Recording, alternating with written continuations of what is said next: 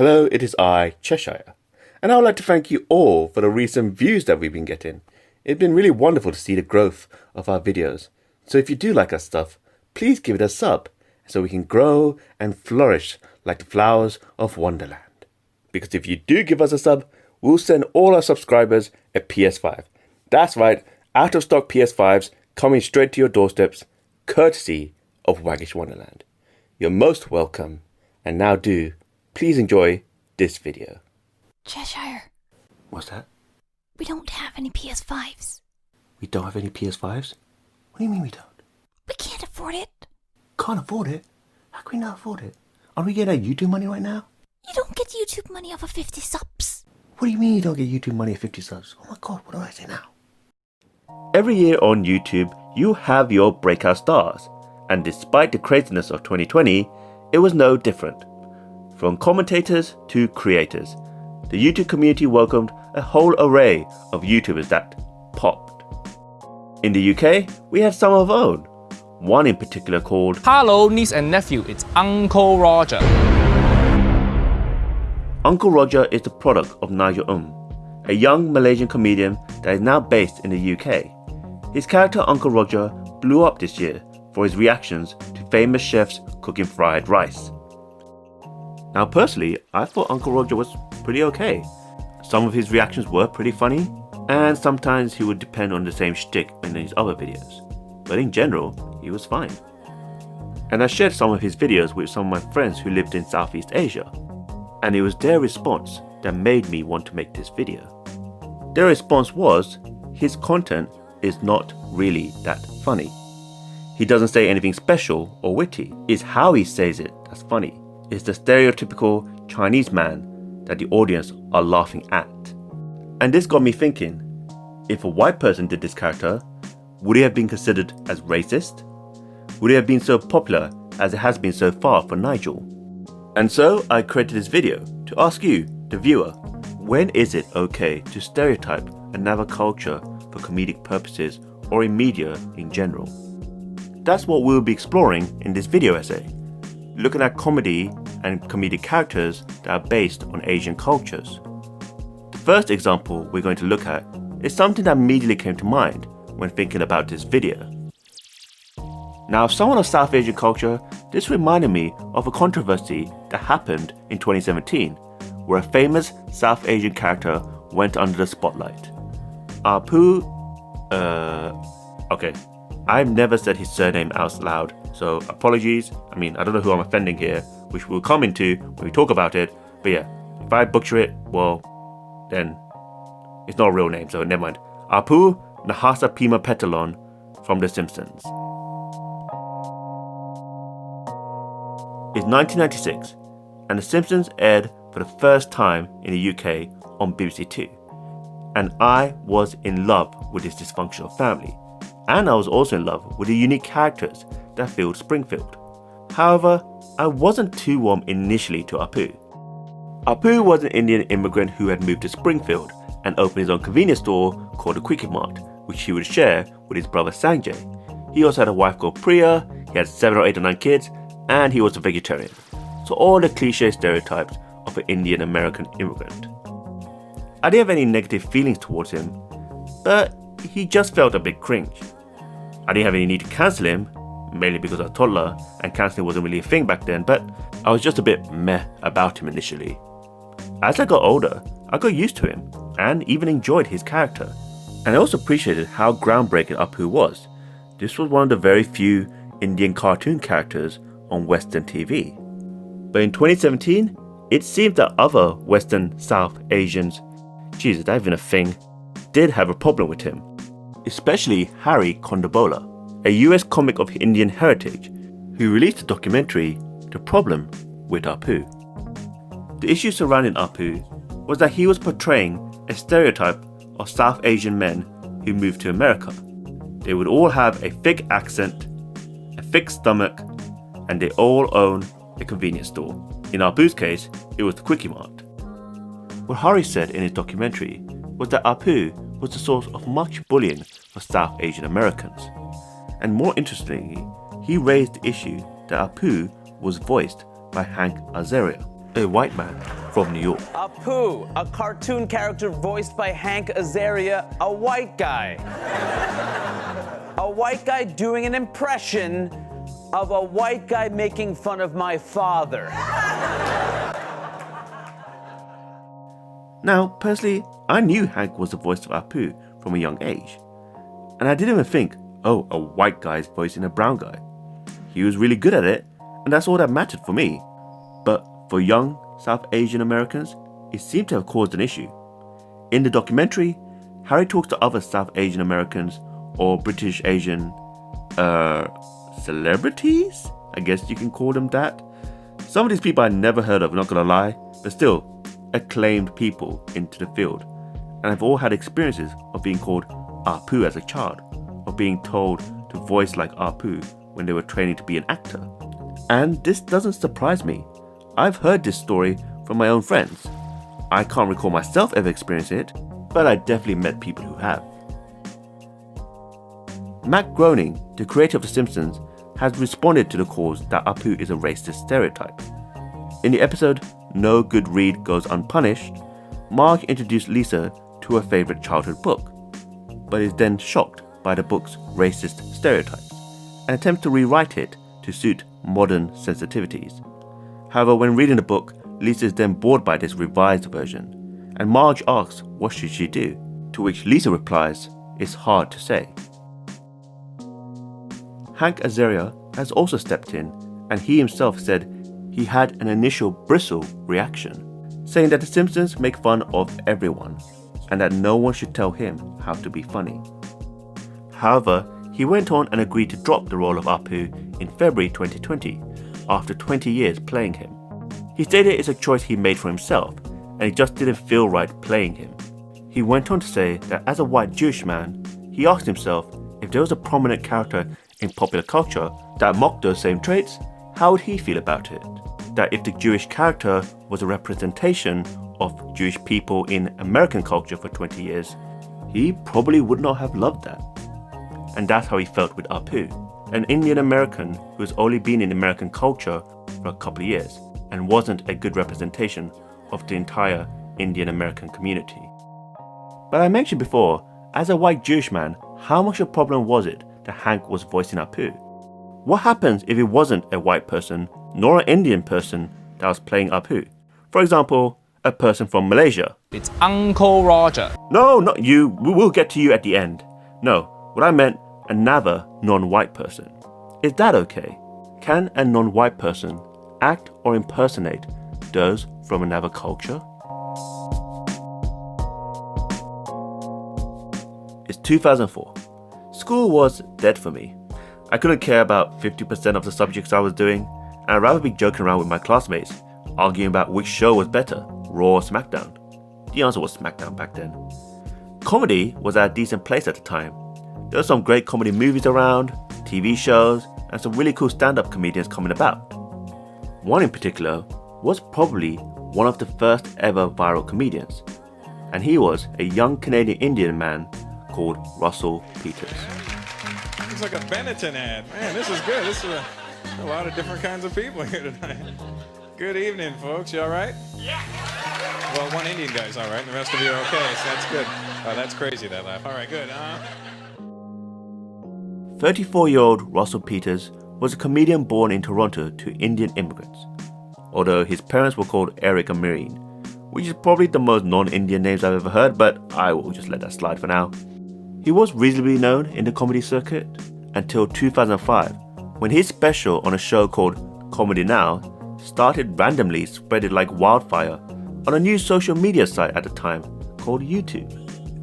Russell went viral before going viral was even a thing. When we were teens, we all shared the YouTube video links of his special, and we and the world were in tears of what this man had to say. I even watched it back again for this video essay, and even today I laughed out loud. He was joking things that we would joke about privately, and no one was safe. All cultures were his targets: Indians, Chinese, Arabs, and even Jamaicans. When I was growing up around Jamaicans, you hang around Jamaican people long enough, you feel the need to want to be Jamaican. They just look so cool. Everything about them is cool. When I was a kid, I was like, I wanted to be Jamaican so bad. I started dressing like a Jamaican. I started wearing a little red, yellow, and green belt, and I started talking like a Jamaican. I started listening to reggae music. I started having kids I didn't know about. I did everything. It propelled his career, making him travel around the world, selling out arenas, and even breaking some of the attendance records in those arenas. He's considered as one of the most successful comedians today. But in the early years after his video went viral, he was questioned whether or not he was a racist comedian. Journalists would often ask him about this, but he says he has never met an outraged person of his content. He also addressed this in 2018, whilst making a joke to a Chinese couple in one of his stand-up shows on their Chinese names, where he stated that I don't make the stereotypes, I just see them. He also spoke to the Wall Street Journal, who asked him again about his content and whether he's racist or not, to which he has said, I do these jokes about different races and cultures, and everybody, whoever I'm talking about, takes it back as them.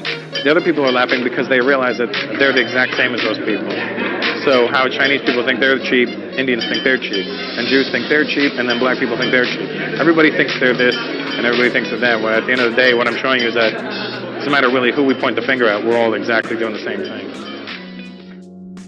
and while growing up among all these cultures, he himself started becoming immersed in it and see their different nuances, and reflected it in his comedy stand-up, but not necessarily making fun or demeaning those cultures. And that, at the end of the day, we're all really just the same, no matter what culture you are from. I get people coming out to me saying, hey, why didn't you make fun of us? That's more the offense I get rather than actual people being offended. It's like, hey, why don't you talk about Russians? I'm like, I haven't been there yet. I don't know enough about them. And that's a really important point, that Russell only makes jokes and comedic stand-up on cultures that he knows about. He knows about Chinese, Indian, white, Jamaican cultures because he grew up around those cultures in Canada. And that's the key difference. When a comedian or anyone in the entertainment industry learns or knows about another culture that is not theirs, they're not seen as a racist. They're seen as someone who can appreciate different cultures and can also look at the funny side of our differences and stereotypes.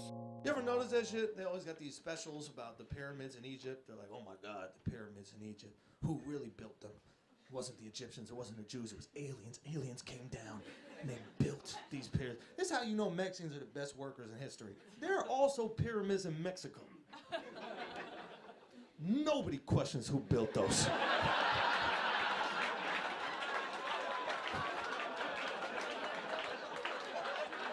There is no hour-long History Channel special. Who built the pyramids in Mexico? Mexicans, motherfucker, that's who.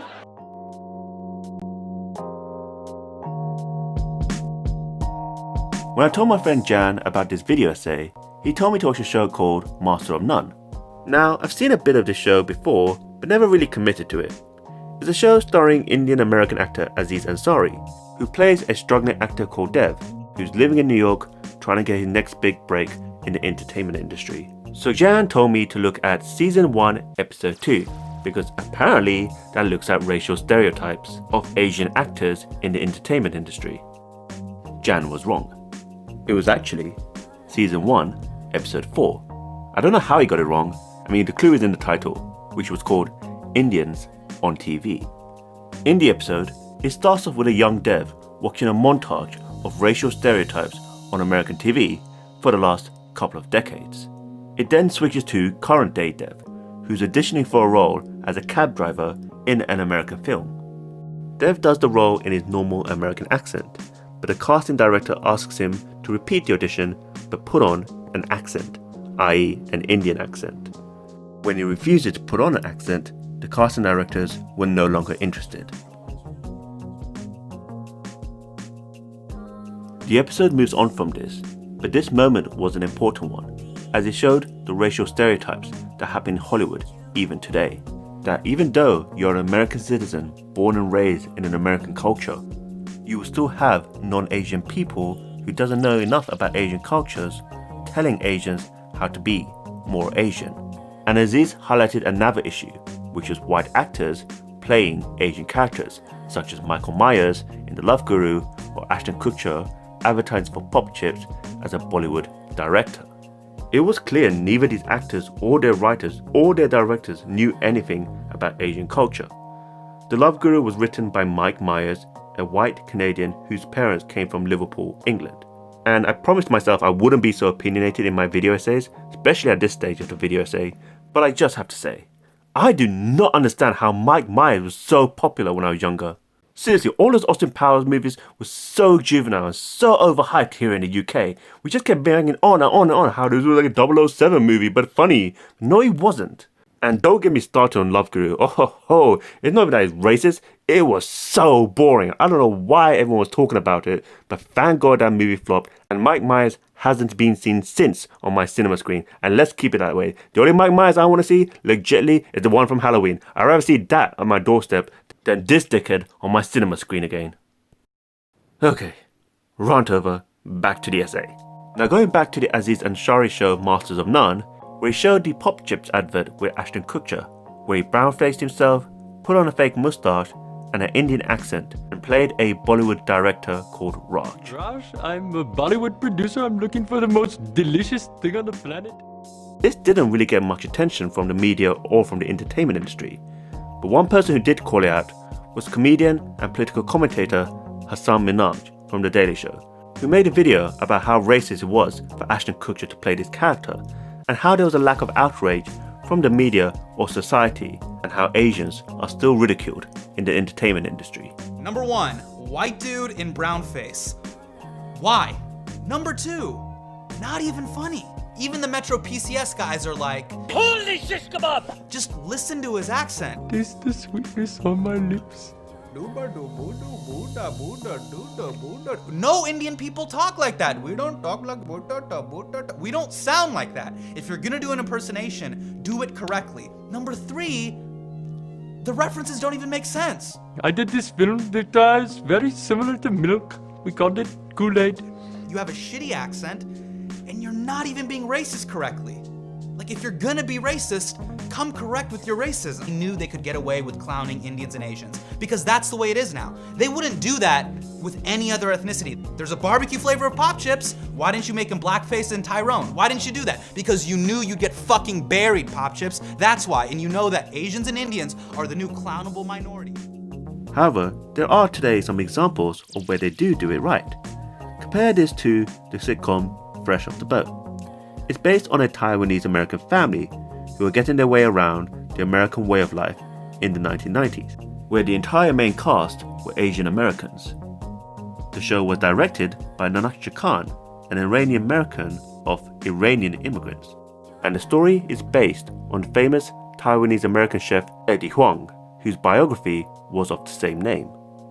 The show was a massive success, but with that, it also exemplified how mixed cultures can work together to write a comedy show of a culture of non-Western background.